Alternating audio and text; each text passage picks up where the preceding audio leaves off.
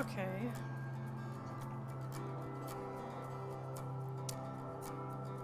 Let's see if it's streaming. Of course, the one time I don't use a load screen. The one time I'm like, let's just hop into things and make it a short stream today. And that's when my mic doesn't work. Okay, I think it's working now. Oh, yeah. The one time I'm like, I don't need an intro screen today. Everything worked last time, so we're just gonna hop into it. And the universe decided to warn me, no, you should always have that intro screen. Which I like getting in the habit of it, just this one time I intentionally chose not to have it because I wanted to do a kind of shorter stream today. So today I'll probably do roughly an hour. Oh yeah, okay. Whatever, we're good now. So just to show, I believe we don't have any new things for Marina's Thoughts, and looking at the things we still have left, I know, we do have a couple things. We still have some stuff left. I think there's going to be a couple more streams until I finish Highway Blossoms.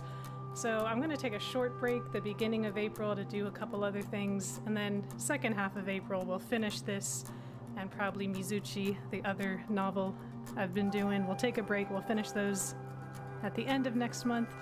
This is actually a new one here. So this might be our only new one for Marina's Thoughts. Bag of Happiness. Amber got these for me our first time in Vegas. They ended up melting together, so we just had a big chain of gummies. We ended up making a kissing game out of it, but I think it would have worked better with spaghetti. Alright, I think that's our only new thing we have. Yeah, we've read the concert tickets, we've read... Oh, no, we didn't. I don't think we've read this one, actually. New Vegas Buffet. Later on, Amber told me that she covered all her food groups in this meal. Steak, chicken, pork, seafood, and everything else. And then the coyote is new. Stone Coyote. Everything in the motorhome moves around so much when we're driving, so I glued Velcro on the bottom of this to keep it from sliding off the shelf. My heart would be so sad if it broke. That's really cute. And I swear we read this one. I don't know why it's listed after the others, but we've read those. Okay, we're gonna hop into the game now. Thanks for bearing with me with the technical issues. Load game. Alright, we're in California now. And I suspect the California section is going to be much longer than I previously anticipated. But we are now in California. Let me just adjust the slightest bit of volume on my voice. Just amping it up a little bit more. Okay. Alright, so let us continue. So they're at a diner. Marina waltzes into the diner, keeping the door open for me as we scurry in from the breezy entryway. Where's my clicker? There it is. Immediately, she's drawn to the claw machine in the corner, filled to the brim with non-specific and unlicensed stuffed animals. Her eyes glitter as she tries to get me to notice the glass box of wonders. Coming from anyone else, this action would be subtle, maybe a few quick glances at most. Coming from Marina, not so much. Instead, she repeatedly swings her head in the direction of the machine like she's trying to form a giant crescent moon with her neck. But I know Marina well enough now, well enough to know exactly which one she wants. Snuggled tight between a fuzzy ball with googly eyes and a lion with a crown lies the Holy Grail. A gray wolf with a polka dot bow tie. Unfortunately for her, our waitress is already waving us over to our seats. Marina stares into the glass, her foggy reflection lining up with the wolf. I take her hand and lead her to the booth.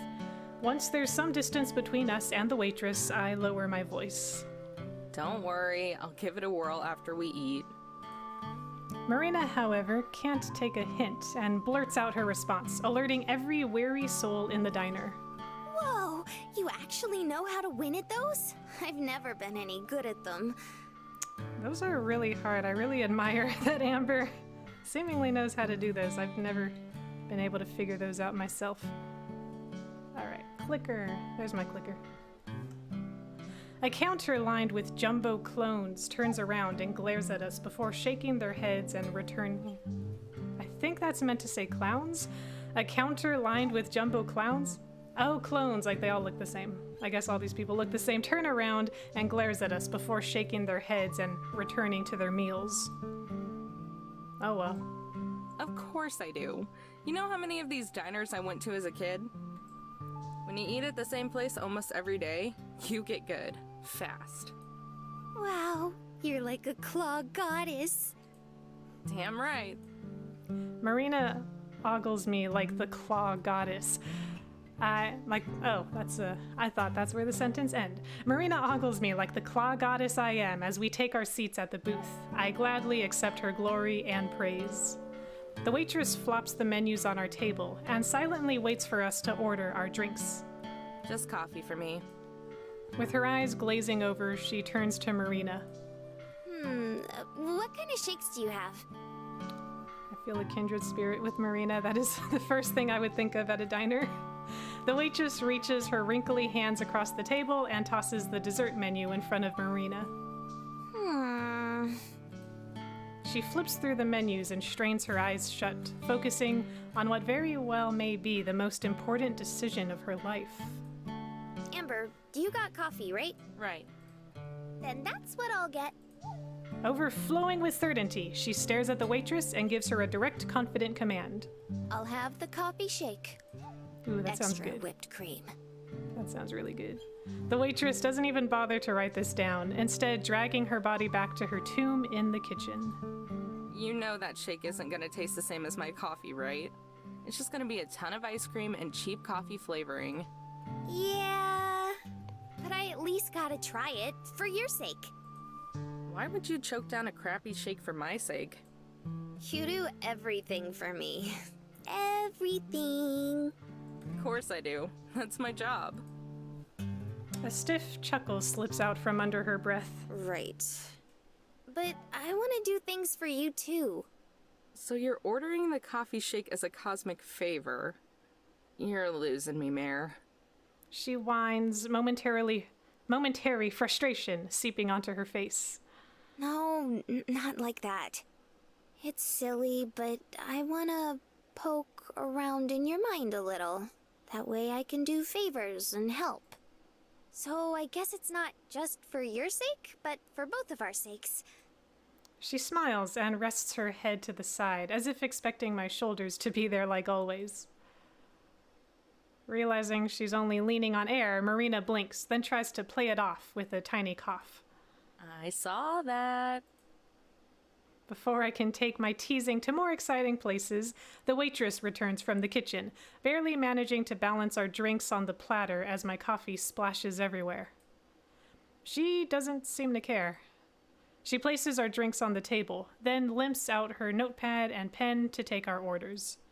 Thanks, but I'll stick with coffee.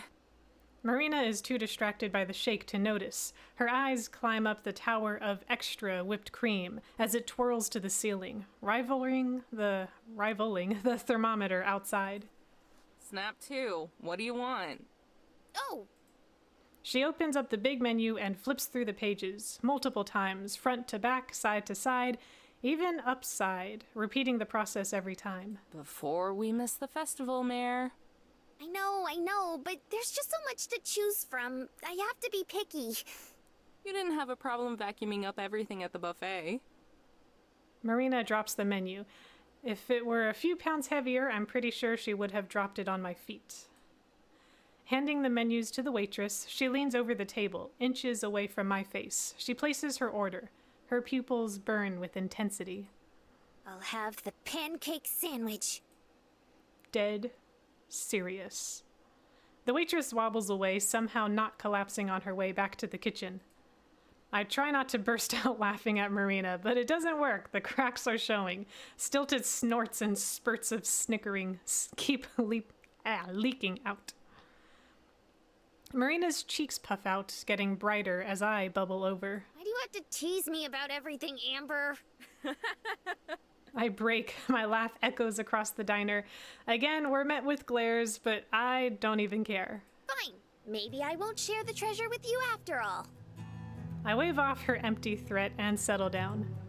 I'm sorry. It's just that... Done laughing, I rest my chin on the table and start fumbling with the salt and pepper shakers. That's what Gramps used to order. All the time. Marina has already reverted back to her usual self, watching me pass the salt and pepper back and forth like she wants to join in too. It's so weird. Just 2 huge pancakes with eggs, bacon, and ham smashed in the middle. Things drenched in syrup. That sounds super tasty, though. I chuckle and slide her the pepper. I'm sure you'll love it. Now it's just the salt shaker sliding between my hands. He never eats the eggs. Always just passes them on to me. They're so gross. Just scrambled and cold and sticky. I always tell him no, but the dork just laughs and says he's gonna keep egging me on. Every single time. Marina laughs at the stupid joke. I laugh too. We would just end up bringing it home in a box. And when it went bad, he would just take it out of the fridge and say, "That's all, yokes!" Like it was the most clever freaking thing. She laughs even harder at that one. I think I do too. I keep my eyes focused on the shaker, sliding it faster and faster. When we go home, you two really need to get together and meet. The salt shaker trips on my pinky and topples over, spilling a few grains of salt. Marina is tense, but forces a smile anyway. She sighs. We both look down and go silent. I think I'm gonna head back to the RV. I get up and reach into my pocket, placing a bill on the table. Amber? Don't worry, I'll be fine. Just need some time. Leaving Marina behind me, I walk out of the diner. Blazing hot tears stream down my cheeks as I stumble through the motorhome. I'm choking, and there's nothing I can do to stop it. How could I forget, even only for a second? Am I really that heartless? I want to throw up. I can barely stand, tearing down all the magnets on the fridge as I trip over my own tears. The next thing I know, I'm falling onto the bed, and even though I land on its stiff concrete springs, I still feel like I'm falling. The ceiling is getting further and further away as I sink deeper. I jerk myself up, faced with the photo that has comforted and haunted me for so long. For a second, I smile again, too, but then I remember, and it fades just as quickly. The tears start flowing again, harder than ever before. I curl up in a ball and bury my face into my knees. It doesn't help muffle my crying, cover the shame, or even make me feel any better. I just cry. The cracks have been forming for a while, and now I've shattered. I'm not sure if I'll ever be able to glue myself back together. It never occurred to me just how hard it would be when he was gone. Growing up, I wasn't just his responsibility. We were each other's responsibility. How many credit cards did I max up in those last few months? Even after he told me to stop, I kept pushing. Bank calls, doctor calls, middle of the night ER visits, everything. But nothing helped. Nothing. I tried so hard, but in the end, I had to watch my best friend, the only person who ever wanted me, wither away. So much. It's actually getting heavy. Okay. He held up his end of the bargain, though every discovery, every stupid heartbeat, and every fight with Ma, through every discovery, every stupid heartbeat, and every fight with Ma, he always took care of me and always just loved me. I couldn't hold up mine, though. I failed. Even now, I keep finding holes in everything I did. I could have found a specialty hospital. I could have read up more on new forms of medicine, too. I could have, but I didn't. And now he's gone. My pants are damp. They've been soaking up all my tears, but I don't care. I just want my grandpa back. The motorhome door opens and brushes against the outside wall, followed by soft footsteps that creak along the floor. Marina. I try to act quick, sneaking a final few sniffs in before wiping away my tears. But it's no use, they just keep trickling down. She appears in the doorway. I turn away and drown out the sobbing with my hand. It's so embarrassing. She shouldn't have to see me like this, but I don't think I can muster enough composure to ask her to leave without breaking down. Marina reaches out for me, drenched with worry, but realization sets in and her eyes soften, reflecting a deep sense of genuine empathy and love. Silent, she sits down next to me and wraps her arms around my head before I can squirm away. Cradling me on her lap, she caresses my hair and cheeks with the tips of her fingers. My crying stops as I process it all, feeling nothing but her softness embracing me. Marina begins humming, gentle and breathing. I recognize the song instantly.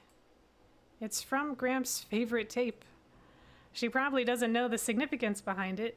I've never even told her, but she remembered it. After all the times I've looped it, she remembered. The tears come back, but quieter this time. She keeps humming regardless. It's a little choppy, her voice breaking off in some places due to lack of air, but I adore it all the same. I cry and I cry and I cry, letting myself go for the first time since it happened, all while listening to her hum, hiding in my warm, safe bubble with Marina bundled tight around me. Right now, she's the most important person in the world to me. So much warmth. I don't just feel moved, I feel a resounding sense of something that's even more special than that, and I want to build on it. Turning around, I work my way up and kiss Marina's neck. The humming and caressing stop. This time I move to her collarbone. She winces back, tensing up. I pull away. For a moment, I feel like crying again, this time out of a different shade of guilt, but Marina looks back at me and smiles. I stare back, but she gives a short nod and cranes her neck out. Then, with a nod of my own, I lean back, returning to her neck. Back in. Sorry, I missed that one word. Was not expecting that part to be as sad and touching as it was. It was still a cute scene, though. I appreciate their bond with each other.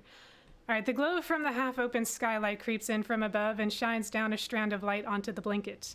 It divides the bed in two and slowly spreads across the room, casting off the morning shadows. My palm is warm and sweaty. Moving my fingers reveals my hand is still interlocked with Marina's. She never let go. I turn over and face her.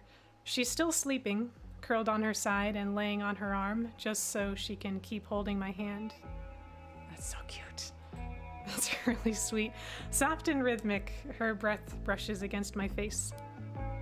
If I could, I'd watch her for hours. Trying not to wake her, I unchain my fingers, wiggling them until the numbness sets in and pricks away at my sleeping hand. Marina's nose wrinkles and the steady breathing stops. Swallowing, her eyes flutter open and she smiles. The day's first word slips out of her with a yawn. Morning. Sorry, did I wake you up? She snuggles in closer and takes a deep breath, keeping her deep, wide eyes on me. You sleep okay? After the fire wave, Marina seemed unsure for a bit, but when I look at her now, none of that is there anymore. She's completely trusting. It's a little terrifying that I gained that trust so fast, especially since we pivoted around each other for so long. That kind of trust, that kind of responsibility, it's a very special thing. I had it with Gramps, and now Marina has given the same thing to me. From taking her to a gas station, finding treasure, and even fending off weirdos, she's put her trust in me to be responsible for all of it. Sometimes I wonder if I deserve it. Sometimes I have moments where I know I don't. Like when I can't find some lousy treasure, like when I'm not around to help her out of a jam, like when nothing I do can save someone, no matter how hard I try. Like when I just can't function. Like last night. Marina picks up on my silence. Her expression fades from trust to concern. Something wrong? Nah, it's all good. Slept fine. I lean over to kiss her forehead, but pull back halfway. Ripping off the blanket, I leap out of bed and stretch. Marina turns a crimson red and eeps, throwing the covers over herself as our clothes from last night lie in heaps across the floor. Interesting, so they imply some adult behavior. So I'm not playing the, what's it called, DLC, so if anyone ever comes across this, decides they'd like to play it on their own, there is DLC, technically free DLC once you buy the game, buy the visual novel. There is downloadable content. I could only assume for this night. So if you're interested in the PG-13/R content, I would assume it's like no more than PG-13, but still, if you're interested in that, when you download the game, there is a free download that comes with it that I assume is this scene that this kid-friendly version skipped over. Alright, moving on. I dig through the cupboard and toss her a change of clothes before slipping into my own and beginning our morning routine. We got a big day ahead of us. Assuming traffic isn't crap, we should be in Palm Springs by late noon. She peeks out from the blanket and grabs her clothes. And then the festival. Almost. We have about a day to kill. I run the coffee maker and head to the bathroom to start brushing my teeth. Behind me, Marina is changing into her clothes. I can clearly see her in the mirror, but after last night, I'm not sure it matters anymore if I accidentally catch a glimpse of her. So, do you know what bands you'd like to see yet? My voice is garbled, muffled by the toothbrush stuffed in the corner of my mouth. Kinda. I have a few ideas. Spits, most of which are just bands me and Gramps liked. We should look at the lineup later. See if there aren't a few bands you might want to check out. Finished changing, she scoots in behind me, directing our eyes to the mirror as she rests her head on my shoulder. It's fine. I'll watch whoever you want to watch, Amber. I watch the mirror as my face goes blank. Marina nuzzles against my cheek, bringing with her an aching burden that presses down on my entire being. Why does she believe in me so much, even when I'm such a wreck? The coffee maker beeps, saving me from being crushed by my own thoughts. I rip myself away from her. Anyway, get ready. We're gonna hit the road as soon as you're done. I rush to the sink. Steam rises out of the cup as my shaky hand pours the coffee, splattering most of it on the counter. Steadying myself doesn't work. My body won't listen. The burning coffee splashes on my skin as I wrench it to my mouth. It scalds my tongue and blisters down my throat. The pain sizzles all the way to my stomach. I gasp out a short scream, but quickly muffle it with my hand. With tears forming, I turn and make sure Marina didn't hear it over the running water. Once I'm sure, I wipe my eyes. After several sharp breaths, I pour myself another cup. I drag myself to the driver's seat and slam my cup in the holder, then plant my head on the steering wheel. It honks. The handles from the bathroom squeak and the sound of water is reduced to a drip. A few moments later, Marina trots down the motorhome and hops into her seat. I jerk up my head. All set? Yep. But are you sure nothing's wrong? Forcing a smile, I turn the key and put the RV into drive. Don't worry. Everything's fine. Just a little tired. Marina studies me for a few seconds, then shrugs and looks out the window, happily staring at the giant thermometer outside. I pick up Graham's favorite tape and put it in the player, still staring at Marina. Frowning, I catch a glimpse of myself in the rearview mirror. Please don't hurt her. Please.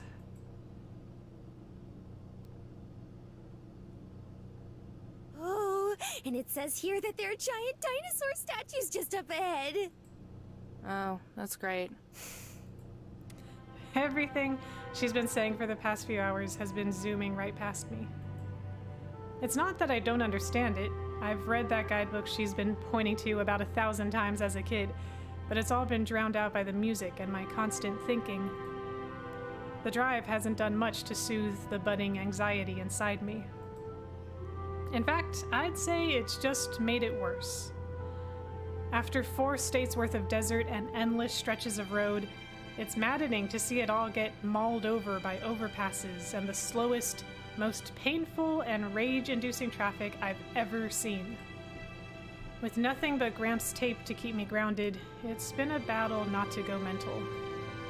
My mind keeps wandering back to Marina, how we're together, what exactly that means, her trust, my responsibility.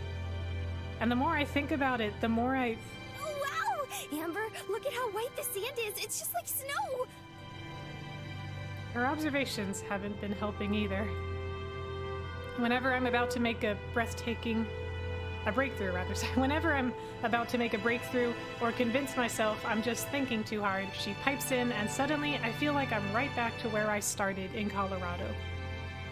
At least I can take solace in the scenery going back to something more familiar as we get closer to Palm Springs. Like Marina said, the sand is a lot whiter and looks almost as soft as cotton. It fades into fields of rocks and dry plants, trailing into expansive mountain ranges. All this just off the side of the road. It feels like the kind of desert people wander around and go crazy in. Something I can very much sympathize with. After all, wandering around in a desert and going crazy is how I met Marina. I think that's where the seeds of trust and responsibility were sown. At least I like to think that's why she trusts me, because I helped her. And it's through the next few weeks that the trust was built on, cultivating on something maybe even greater than that. Marina became important to me, someone I had to protect. Whoa, look at all the windmills. Man, I thought they were going to go through Palm Springs, but the cover photo, the thumbnail I used was the Golden Gate Bridge, just because I think most people think California Golden Gate Bridge. But yes, there is like a field, basically, like a huge field of windmills in Palm Springs, which maybe for the next stream I'll use that as the thumbnail, just because it is really interesting. It's this huge field of windmills, just like power generating windmills. Alright, I clenched down on the steering wheel. By doing what we did last night, did I betray that sense of greater than trust? She saw me crying. She comforted me. I made a move and... oh god. The realization is like a punch to the gut. I want to swerve off to the side of the road and hurl my guts out. I used her. I used Marina. Amber, look! She tugs on my sleeve and points out the window. As far as I can see into the hazy distance, an army of windmills lines the sand and stretch all the way to the hilltops. Their wings spin down in unison, cycling with the steady wind. It's enough to snap me out of it, at least for a few seconds, but once the initial novelty wears off, I'm right back to where I've been for hours. I've never seen so many. Marina sounds completely blown away, enchanted even. It's cute, but I need to think this through. Really think this through. Hey, do you think we could actually be quiet for a little while? Oh, sure, that's fine. Thanks. She goes back to looking out the window, swaying to the music. So pure, innocent. And I took advantage of that. Is that all I've been doing this entire time? Using her to make myself feel better? I don't even want to consider it, but it adds up.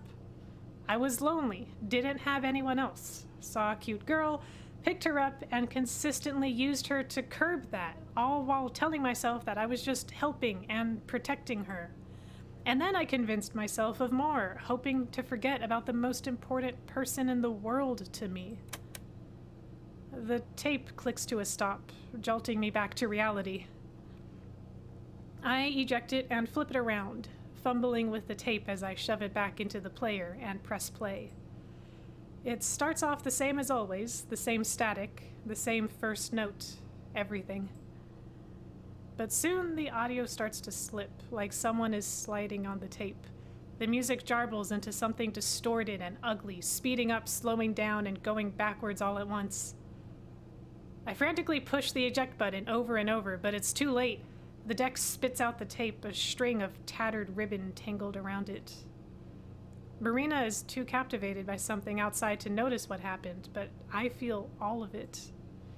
Tears start to swell up deep inside me, but it just morphs into fury. Check it out! That mountain still has snow! God damn it! Shut up! As if the universe were conspiring against me, a deafening explosion blasts in front of us. Tremors shake the motorhome. We bounce in our seats as I grip the wheel and pound on the brakes, swerving out of traffic. Our hearts almost collide. Gasping for air, Marina turns to me for answers. Damn it! Not now! I tear off my seatbelt and rush outside. Smoke rises from the engine, tearing into my lungs as I open the hood. Ah, shit! Marina runs to my side, waving away the smoke. Her jaw drops. Oh my god! What happened? What do you think happened? The engine blew! I punt the bumper. It leaves a small dent. Holy crap. I mean, that's... Wow, okay, it leaves a small dent. Like, my numb foot is made of steel. What? But how? How the hell would I know? She flinches back, but manages to put on a hopeful smile. We have some tools. Maybe we can fix it. Laughing, I lean in and scoff in her face. Oh, you know how to fix the engine, Marina? No, but I thought maybe you could. Do I look like a mechanic to you? Marina wraps herself in the security of her arms and looks at the windmills, their wings casting thick, brief shadows over us. I just thought... Thought? The last time you thought, you ended up broken down on the side of the road! So maybe it would be better for the both of us if you continued not to think! Look at me. Her voice lowers to a fragile whisper, crackling as she speaks. I just wanted to help. Unless you can magically pull a phone out of your ass and call a tow truck, then you can't. And even if you could, you would probably just let it get stolen. No response. You want to make yourself useful? Go back into the RV. Marina keeps her eyes to the ground. Without saying another word, she slinks back to her seat. I sigh and space myself out in front of the motorhome, waving my hands back and forth as cars speed by, ignoring my signal. Even I can't follow my own stupid advice. Yeah, all right. I understand. Thanks. Bored, I set the phone down and sit on the bed, then sigh into my hands. Hotel sheets are surprisingly soft. A hell of a lot softer than the stiff rags I've been sleeping on lately. Downtown Palm Springs, a 5-star hotel. We were lucky and they had a vacancy, let alone checked us in this late. Of course, a nugget of gold can go a long way in the art of persuasion. I would have sprung for a cheap motel, but every place has no vacancy signs lit up. And, well, I guess I just wanted to pamper Marina one last time. Especially after earlier. Especially before what I'm about to do. The bathroom door creaks open. Marina walks onto the carpet, her hair still damp and stringy. Noticing me, she stares down, avoiding eye contact. I do the same, letting the silence overtake the room until one of us is forced to say something. How was the shower? It was nice. Got hot really fast. The room goes silent again. Neither of us can look at the other, but we're both stuck, trapped until one of us can get past the awkwardness. Marina is the first to look up. Will the motorhome be okay? Yeah. They said the engine overheated. Should be able to fix it. That's good. The first words we've said to each other in hours. Even after I flagged down a car and got someone to call a tow truck for us, we just sat in unbearable silence the entire ride over. But it was the silence that gave me time to reflect about how wrong I was, how wrong I have been, and what it is I really need to do. I'm sorry about yelling at you earlier. I was angry. Yeah, at myself. I want to pause here real quick. I don't know how common this is for other people, but I think in my experience, it's so rare for people to apologize about yelling. Like me and my siblings, I don't know, we just kind of naturally fell into that. Like if me and my siblings ever yelled at one another, after we cooled down, we would go back to them, be like, sorry for yelling, here's why I was upset, etc.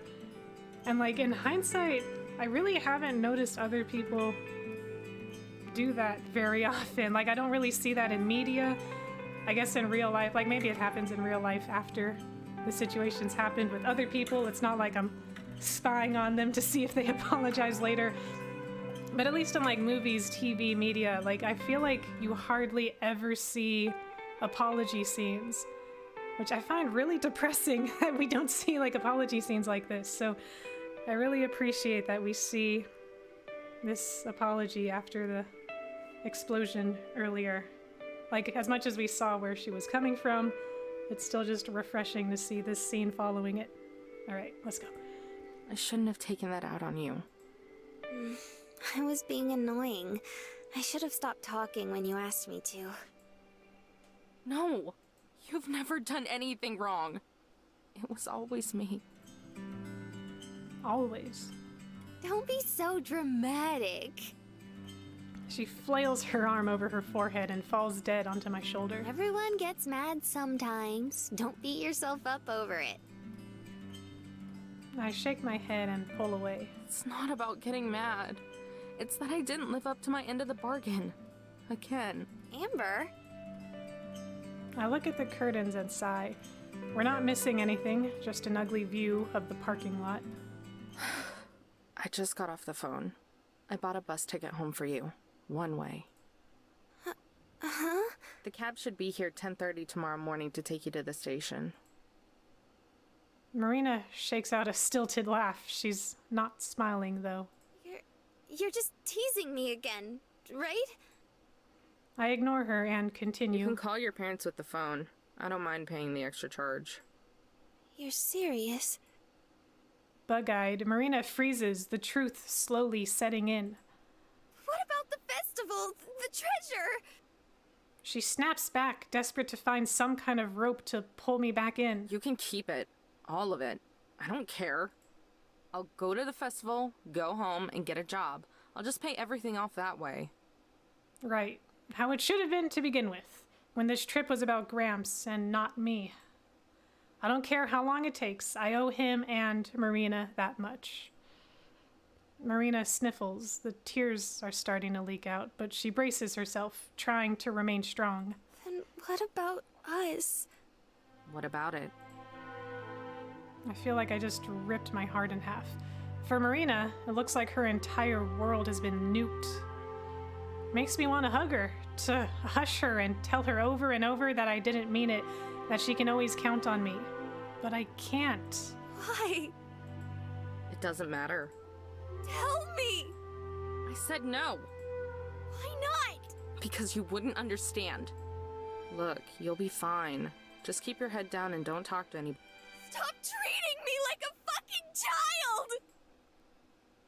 Angry tears streak down her face. Through heavy breathing, she recoils, shocked by her own words. I didn't mean...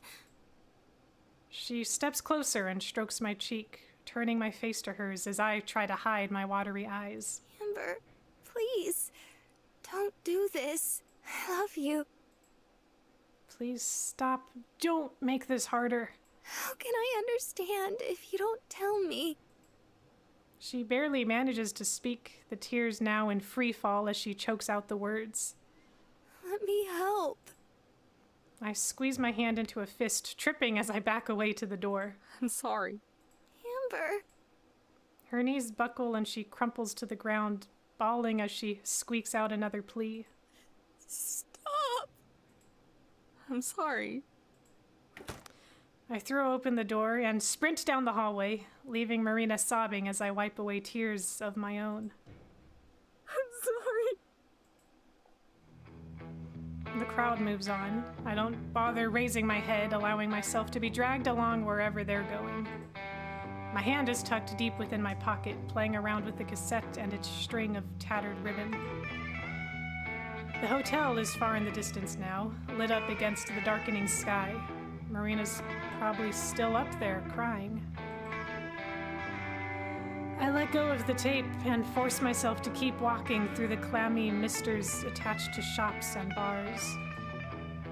It's not my business. It's what's best for her.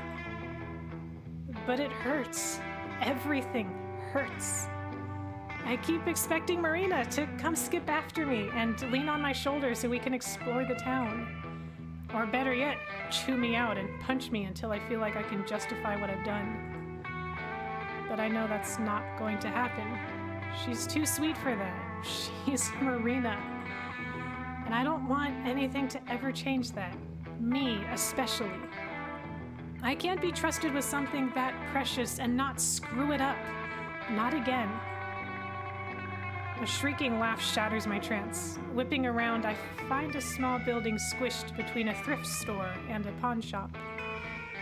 I pull off to the side and peek in, wanting nothing more than to forget about everything. It's smaller than the RV, the entire middle dedicated to 4 mismatched bars set up in a square, surrounded by cheesy island decor and streamers hanging from the ceiling. Under it all, a legion of girls. Tall girls, girly girls, redheads, blondes, and brunettes, all crammed inside and chatting each other up in a festival of free-flowing drinks. I get to see myself blush in real time thanks to the window. The rest of the bar probably does too. I must look like an idiot. I don't leave, though. Sitting at the bar beneath the red and pink party lights is a slim girl with shaggy rainbow-dyed hair. She's... Okay, I get it, it's a gay bar. Does she really have rainbow-dyed hair? Really? Okay. How do you even do that? That just sounds like so much work. But sure, she has rainbow-dyed hair. She sways on her stool as she laughs with the bartender, the shape of her ass outlined in her tight jeans. I can't buy her a drink. But then again, this is the place for it. Maybe I... Catching a glimpse of me, she turns to the window and gives me a big, bright smile. Images of Marina flash through my head. Images from last night, at first, her holding me kissing her neck.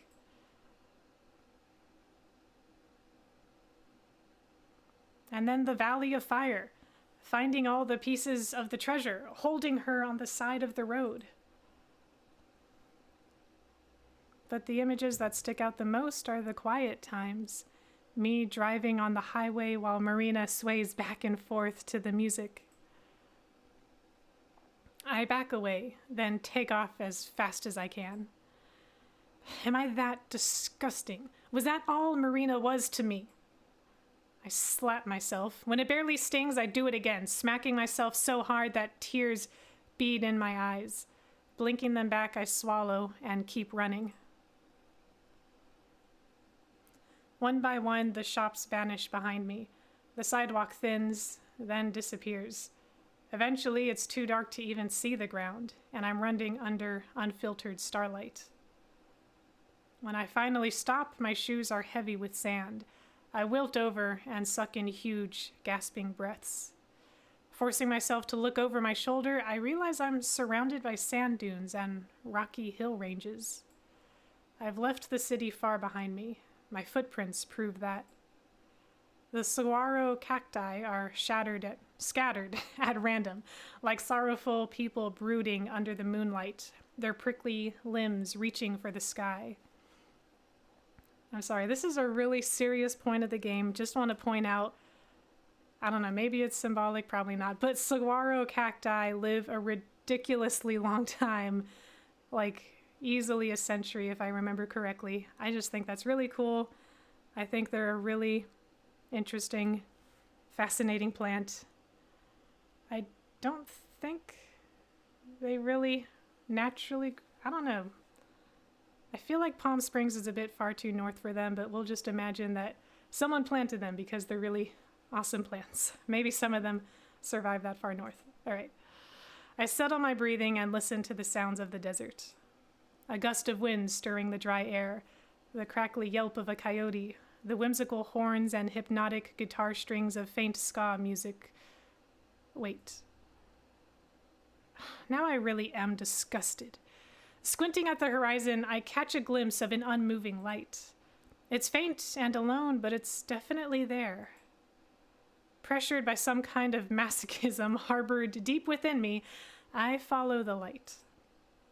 The closer I get, the more I know I should turn back, but my fears are proven to be right as I approach the sound. A black motorhome with stripes just as hideous as the music blasting from it. With every screech of a trumpet, my ears bleed a little more. Every time the guitar plays that stupid, unchanging rhythm, I die inside. But the worst part is something I've never even been subjected to before. Singing. If you can call it that. Not from the song, but from a familiar brain-piercing wail masking over it. It's awful, like a dying siren trying to reel in one last sailor. It's such a great analogy. A dying siren trying to reel in one last sailor. Covering my ears doesn't help. I love that imagery or that illusion. All right, covering my ears doesn't help. I can only wince in agony as it reaches a high note, probably killing any wildlife in the general area. Someone needs to stop this. I march to the door, wondering why I'm even going to bother. After everything she's pulled, why should I when I can just go about my life? But then she reaches the chorus. Yeah, that's why. I give the door 3 solid bangs. The singing stops. Ha! I knew you numbskulls couldn't live without me! Mariah swings the door open. She's flushed, dangling a glass bottle from her hand, only to be silenced to a single sniff upon seeing me. You suck at treasure hunting and singing. Go figure. She slams the door in my face. I knock again. It's delayed, but she reopens the door, her head cautiously peeking halfway out. You've taken everything from me. What else could you possibly want? Your soul. Give me the treasure and you got a deal. I'll throw in the slackers too. That's probably not gonna happen. She leans out the door, nearly stumbling over as she peers from side to side. Where's your better half? I look down. How do I even answer that? Maria growls and limps towards her refrigerator. Come in. Might as well. No one is waiting for me anymore, and yelling at Mariah is as good of a distraction as any. I climb in. My nose is instantly assaulted by the smell of rancid beer. And whiskey. And vodka. There might even be traces of a skunk. I decide to breathe through my mouth. The couch and the cot are both empty, no lackeys to feed into Mariah's delusions in sight. Where are the other 2? Head in the depths of her fridge, Mariah only snorts. Tess wanted to see some stupid walk of fame, so Joe took her. Palm Springs has a walk of fame? According to the squirt. She leans back out of the fridge. How old are you? 19. Why? Close enough. Drink. With a loose throw that I actually have to dive for, she tosses me a bottle. The print is in Spanish, carved into the thick glass just above the label. I try pronouncing it, but it comes out sounding depressingly American. You should be worshipping me. That's the good stuff. I'm ecstatic. I think she's too far gone to notice the flatness in my voice. Even if she did, I doubt she'd care, with something resembling happiness on her face as she cradles half a dozen or so bottles to the couch. You gonna drink all that? Haven't you had enough? Go die. You stole my equipment and my treasure. I'm not letting you steal my 40 ounces to freedom. I shrug and flop down beside her. Mariah drunkenly reaches for the remote, misses it twice, then switches off the music and hurls the remote across the room. Finally, thank you. I hate ska. Mariah snarls at me like a toothless piranha. It's reggae, you uncultured brat! She slumps back down. This guy's okay too. Uncultured? You were the one who wanted to blow up Shiprock. It was a suggestion. Suggestion! I don't have nearly enough TNT for that. The fact you even have it is what bothers me. Whatever, at least I know what I listen to is good. I like whatever you're into. Oh, I can assure you, what I listen to is better than ska. Reggae! Jazz fusion, new age, world music, all better than your circus noise. You actually like that hippy-dippy crap? What Volkswagen did you fall out of? The one that hit your mother when she was pregnant with you, apparently. We both click our tongues. Without looking, she pops my cap with the bottle opener, then hers. Giving a half-assed clink of our bottles, we take a swig. It's a really interesting dynamic with these characters. I feel like there's such, like, strong parallels between them, and because of that, they're like, it's almost like they're too similar that they just can't help but butt heads with each other. But I feel like in instances like this, they actually kind of grow from each other. It's like, I don't know, it's kind of cute. Like, I wish they got along better, but I see why they don't. But there's this weird camaraderie between them. All right. The swampy drink trails down my throat, setting my chest on fire. My experience with alcohol is really limited. Gramps didn't keep a lot of booze around, and when he did, it was always mead or wine. I only snuck some out a few times for special dates. Gotta say, you're a lot less bearable without the dits holding you on a leash. Shut up! She barely held the flame to the fuse, but that single word is enough to make something inside of me go off. Don't you talk about her that way! She's a kinder, more caring person than you'll ever be! Mariah scrunches her nose like my outburst didn't make any sense to her dumb, drunk face. That's not a very high bar. She's so self-aware. Oh man. She's not wrong, but couldn't she have at least tried defending herself? I groan and let my blood simmer down, but not before spitting out one more shot of venom. Whatever. It's not like you're any better. You're a mess without the other two keeping you in check. Hey! Don't get any ideas. I'm the one keeping them in check. They'd be dead by now if it weren't for me. Sure, Mariah. I pinch the bridge of my nose and shake my head with a short laugh. Whether or not I choose to accept that Mariah exists in my reality, she's at least something familiar. Comforting probably isn't the right word for it, but she's someone to talk to. Why are you here anyway? Who even knows? Joel mentioned something about a music orgy thing. Music orgy? You mean the festival? Yeah, that. Huh. And you went along with it? I guess that makes sense. You guys are a thing, right? Building up from a bunch of snorts, Mariah bursts out laughing. Me and that slacker wouldn't be a thing if the planets collided, wiped out everything, formed a mega planet, and we had to repopulate. Why do I get the feeling this exact scenario has been played out in her journal multiple times? Besides, there's more important things to focus on. Or at least, She looks at the drawer again, then glares at me. there were. I hide the temptation to laugh in her face and take another gulp. So nothing, huh? You grow up with someone and don't feel the tiniest thing for them? She takes another swig, but this time just gives the wall a dry, blank stare. If he's still single in 10 years, maybe I'll marry him out of pity. I bet she'd marry the treasure in a heartbeat, though. Probably do more than just marry it. What about you and the Dips?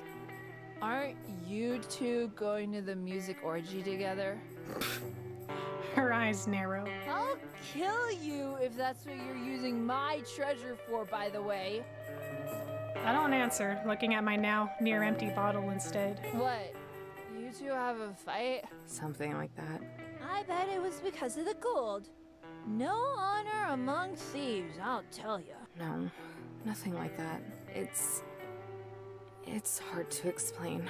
Well, I don't really care, but go ahead and moan if you want. It's not any different than what you usually do. I look at Mariah. She doesn't seem particularly interested in drowning more beers than anything, downing more beers.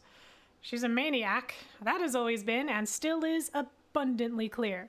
She probably would tear apart the entire Southwest if left unattended. Hell, maybe even the entire nation. She's no Joe.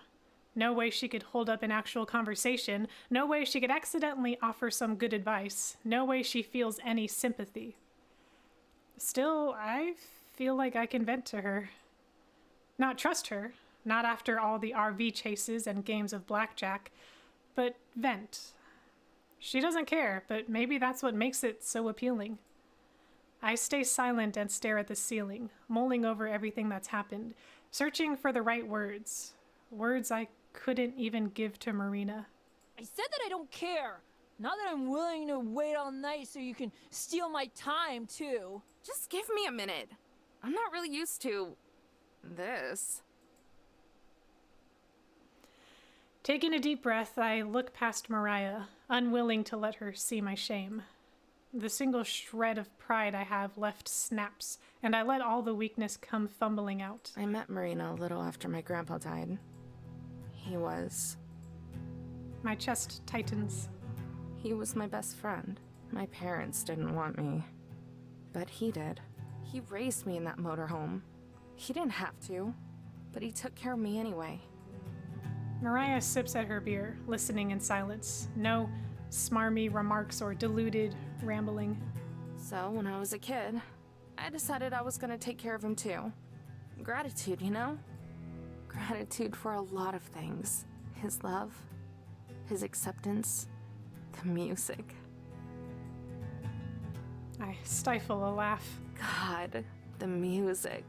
The goof could spout random trivia about the weirdest music. Bands you've never even heard of. But I loved it. And I loved him. It sounds dumb. A little girl feeling responsible for some full-grown geezer. I didn't care, though. I wanted to prove how much he meant to me. And that's how it worked for the longest time. But then he got sick. I funnel down the beer and reach for another one. Mariah shoves her hand in front of me and pops off the cap, right as the next cycle of heartbreak starts closing in. I whisk back the bottle and force it down. Soapy foam rushes to the top and spills over as I pull it back. Mariah only shrugs. That festival? He was the one who bought those tickets. It was gonna be our trip. That didn't happen. I failed at my job. But I could at least take the trip for him and try to make up for it. Then I met Marina. A smile slips onto my face. Despite everything, even just saying her name makes me feel cheerful. She was really cute and needed a ride, not to mention oblivious. Maybe it was just instinct, but I wasn't gonna let someone so innocent fend for themselves in the desert. I didn't plan on sticking around for long, but when we found the first part of the treasure, I don't know. I told myself I was gonna stick with her because I had to pay off Gramps' hospital bills and funeral. But the truth is, I stuck with her because it felt like it was a second chance. I could do some good. Help and protect someone who really needed it. And the closer I got with Marina, the more I felt like she was my responsibility. But even more than that, when I was with her... My voice cracks, trembling under the weight of my words. I was happy. It was like Gramps was never even gone. Then I remembered he was, and I completely shut down. Marina tried comforting me, but I just took advantage of her. When I woke up, I realized that's what I'd been doing this entire time. I was never protecting her. I was just using her to cope with Gramps. So I bought her a ticket home. She yelled and cried, but I did it anyway. didn't just fail Gramps. I made this trip about me, and I hurt Marina. I don't deserve to be happy, and I don't deserve her. Soaking in the silence, I blink away an annoying watery speck in my eye and fight back a few sniffles. You done? Yeah. Mariah polishes off the rest of her drink and slams it down, rattling the other empty bottles on the table. Smacking her lips, she stretches her neck. Each bone cracks one after the other, sounding off in a delayed trail. Then she turns to me and speaks. You're a dumbass. I pause. Excuse me? You heard me! Mariah launches herself at me. I wince as her breath streaks out. The smell was bad before, but now it's like she rinsed her mouth with whiskey. God, you piss me off! A growl emerges from deep within her throat as she looks me over. Then, as if acting on simple instinctive desire, she delivers a stiff smack to the back of my head. For a split second, everything is a fuzzy white. The infuriating image of a snarling Mariah greets me as my vision fades back, partnered with an even more infuriating throbbing. Ow! What the hell? Why are you hitting me? I just spilled my guts to your jerk ass! Shut up! I'm talking now! Mariah stumbles off the couch, gripping the table for support. Her face has darkened by several shades of red since I've gotten here. Listen here, thief! Dead is dead is dead. Your dear old granddad ain't crying up in heaven because you decided to do some bride in the back of his RV. Her words burn right to their fiery core. I can't believe I ever thought I could count on Mariah. Where'd you even get off saying? I said shut up!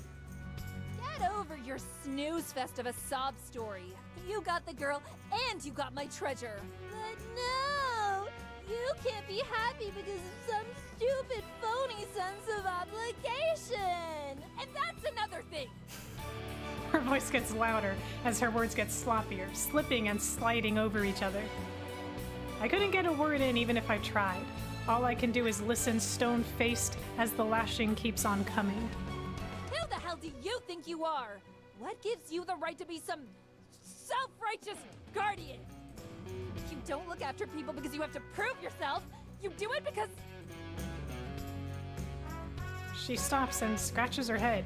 I lean in, my breath frozen by anticipation as she tries to decode her own logic. Because you just do. Okay?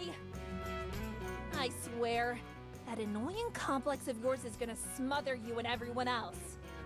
Mariah grabs another bottle and swings it straight down on the sharp corner of the table. The cap somersaults through the air. By the time it lands, she's already chugged most of it. I used her. That's right.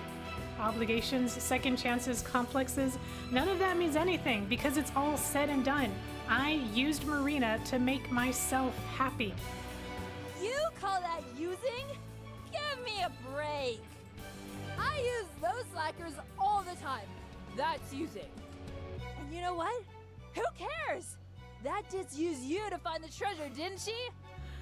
I really like the implication here that as much as Mariah's chewing her out, she's just casually leaning on her.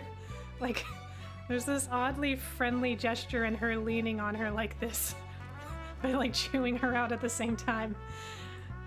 Hell, if anything, you probably don't use her enough. I'd feel like a real jackass if some dumbass were calling me all the time and all I could do was sit there. People use people all the time. That's what makes them family.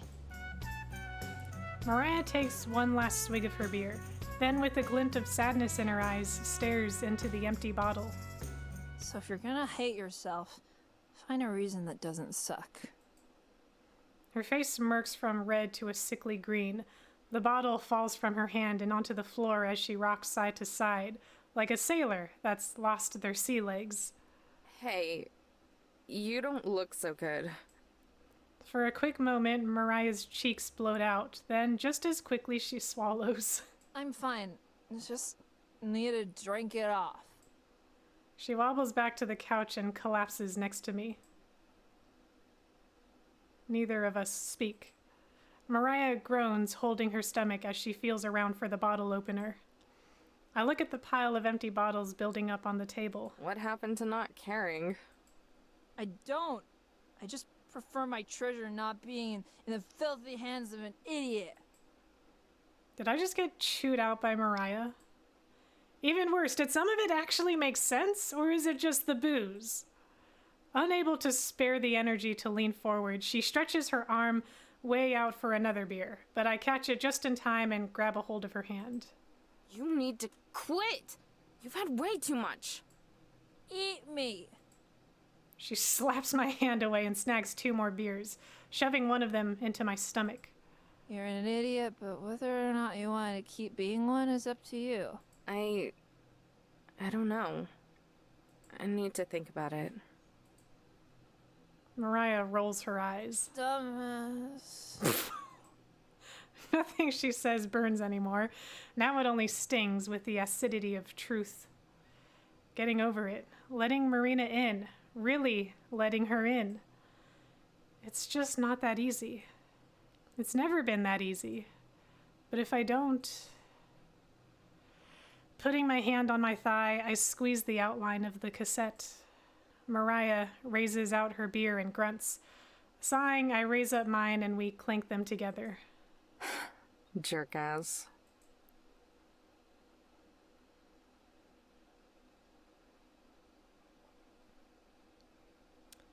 Massaging the drunk away, I nurse my head as it pounds in rhythm with my heartbeat. And I was thinking of doing an hour. I'm on the fence if I should keep going. I get so absorbed in the story. I'm like, there's a stream a while back. I'm like, I'm gonna cap it at an hour and a half. And then 2 hours later, I ended, not realizing it had been 2 hours. It's been about an hour.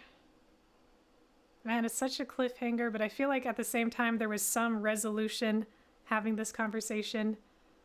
I feel like I'm gonna cap it here for now. I liked this kind of sense of peace, this calm that Amber had after this talk. I feel like she knows what to do. We're gonna end it here on a semi-positive note. And again, I'll pick up the story kind of late April. I feel like we're so close to the end. Save. Here we go. We're gonna save. All right, so we'll pick up towards the end of April. We're close to the end, but there's still more. Just making sure. Yep, yes, I did it. Okay, cool. And we shall go to the title screen, which is a very pretty title screen. And I like ending with the aesthetic of, I almost said the forest, the aesthetic of the desert. All right, we'll end it here for now. We'll continue